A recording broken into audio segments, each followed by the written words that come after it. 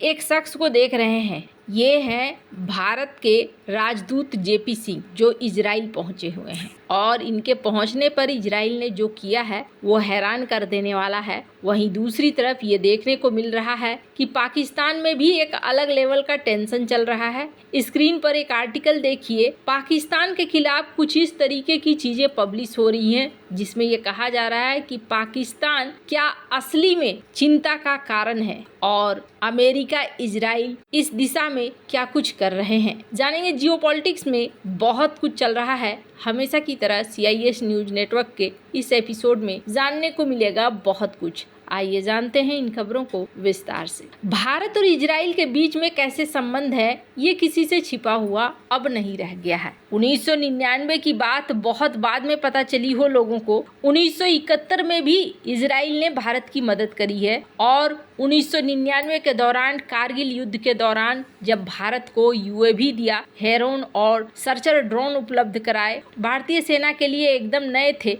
लेकिन इन विमानों ने भारत की बहुत मदद करी। इजराइल ने लेजर गाइडेड बम भी दिए जिन्हें भारतीय वायुसेना के मिराज 2000 विमानों पर लगाया गया। इन हथियारों ने दुश्मन के बंकरों को सटीक निशाना बनाने में अहम भूमिका निभाई। इस सहयोग से भारत को युद्ध में बढ़त मिली और अंत में भारत जीता। जुलाई 1999 में पाकिस्तान को पीछे हटना पड़ा। अब इजराइल और भारत के बीच में ना रक्षा सहयोग लगातार बढ़ रहा है। आज के समय में अगर देखें तो ड्रोन टेक्नोलॉजी हो, निगरानी के लिए हो या फिर खेती हो, हर जगह पे इजराइल भारत के साथ खड़ा हुआ दिख रहा है। स्क्रीन पर एक आर्टिकल देखिए। भारत और इजराइल ने ड्रोन के लिए हाल फिलहाल में एक समझौता किया है, कैमरे के लिए समझौता किया गया है। इस तरीके के बहुत सारे समझौते हैं। यहाँ तक कहा जा रहा है कि इजराइल और Bharat free trade agreement sign कर सकते हैं और अगर एक बार फ्री ट्रेड एग्रीमेंट साइन कर लेते हैं तो इसका मतलब ये होगा कि दोनों के उद्योग में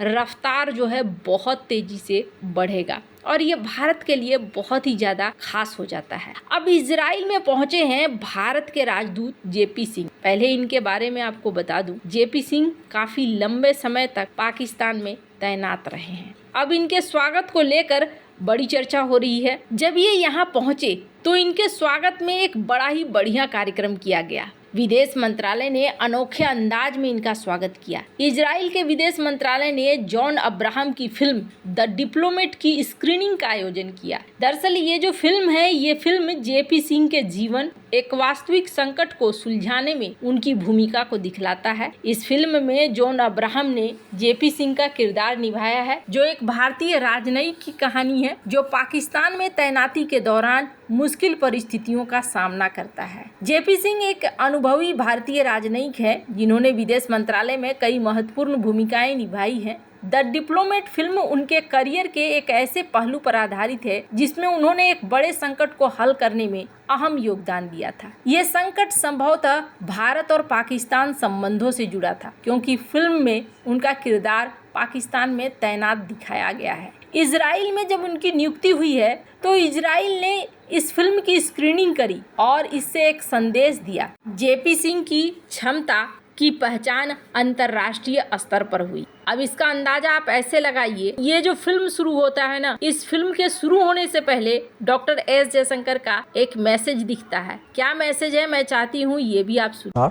On this occasion, this film will naturally interest all those in our profession. It is a reminder that we need to think on our feet, that not every situation has an SOP. In fact, that every day is a new day. Now, I myself was involved in this matter, and to that extent, I have an insider's perspective. Its main character, who currently happens to be our envoy to Israel, Ambassador J.P. Singh. Also, to recognize the enthusiasm and commitment of John Abraham, the lead actor and producer. But most of all, my best wishes to the diplomats the world over. We work every day, mostly behind the scenes, but an occasional insight into an unusual occurrence is always a welcome departure. I'm confident that you will all enjoy the movie. Thank you.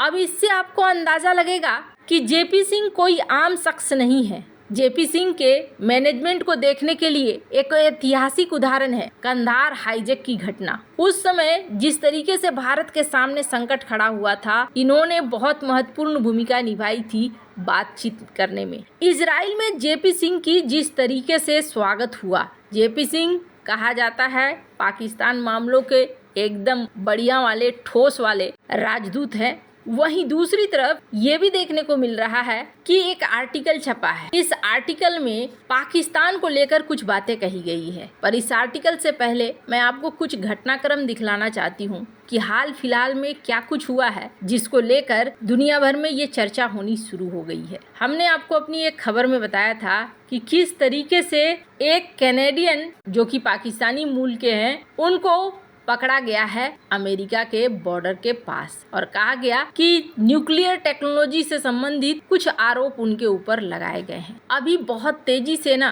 परिस्थितियां बदल रही हैं। पाकिस्तान की बात करें तो पाकिस्तान की परिस्थिति और भी ज्यादा बदली हुई नजर आ रही है। इसी बीच 1945 जो कि एक मीडिया हाउस है, इस मीडिया हाउस ने क्या लिखा है, इनके जो ये ऑथर है स्टीव ने एक दिन पहले ही ये आर्टिकल छापा है, जिस आर्टिकल में लिखा गया है कि क्या पाकिस्तान का न्यूक्लियर प्रोग्राम ज्यादा बड़ा चिंताजनक है ईरान से। इन्होंने कहा कि अमेरिका, इजराइल और वेस्टर्न यूरोप ये कोशिश कर रहे हैं कि ईरान को हैंडल किया जाए, जिसके पास अभी कथित तौर पर एक भी न्यूक्लियर हथियार नहीं है। लेकिन एक और देश है जो बेहद खतरनाक हो चुका है, उतना ही खतरनाक हो चुका है जितना ईरान, जिसके पास ऑलरेडी 175 न्यूक्लियर वॉरहेड है और माना जा रहा है कि इस सदी के अंत तक 250 हो जाएंगे। इन्होंने कहा कि जिस तरीके से पाकिस्तान के अंदर अस्थिरता है और गवर्नमेंट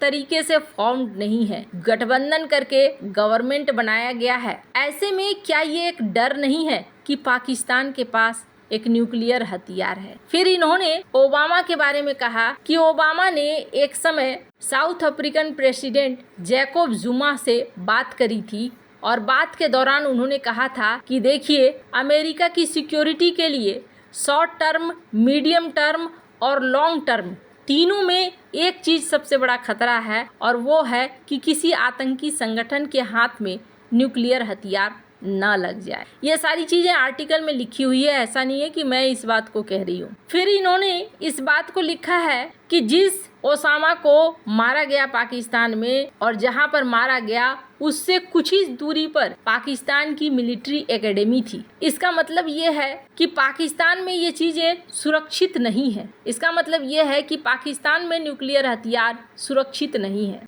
अब अगर क्या हो कि किसी ऐसे आतंकी संगठन के हाथ में लग जाए जो आतंकी संगठन अमेरिका से खार खाता हो। फिर इन्होंने इस आर्टिकल में ये भी लिखा है कि क्या न्यूक्लियर मिसाइल अमेरिका तक पहुंच सकते हैं। तो इन्होंने कहा कि लंबे रेंज की मिसाइलें बन रही हैं, अगर गलत हाथ में लगी तो फिर उसका अंजाम कुछ भी हो सकता है। अब ये इन्होंने आर्टिकल छापना शुरू कर दिया है। इस तरीके के आर्टिकल के बाद देखने को मिल रहा है कि जो पाकिस्तान के पूर्व उच्चायुक्त रहे हैं अब्दुल बासित, उन्होंने रिएक्शन दिया है। उन्होंने कहा है कि सरकार जब बदलती है ना अमेरिका में, तब इसी तरीके की बातें होती हैं और लोगों के मन में एक डर पैदा होता है, लेकिन ये कोई जरूरी नहीं है। कुछ भी नहीं होगा। पाकिस्तान के न्यूक्लियर प्रोग्राम को अब कोई भी देश रोक नहीं सकता है। ये बातें उन्होंने अपने YouTube चैनल में कही है और इसको नवभारत टाइम्स ने छापा है। अब आगे देखना होगा क्या इजराइल और अमेरिका इस परिस्थिति को हैंडल कर सकते हैं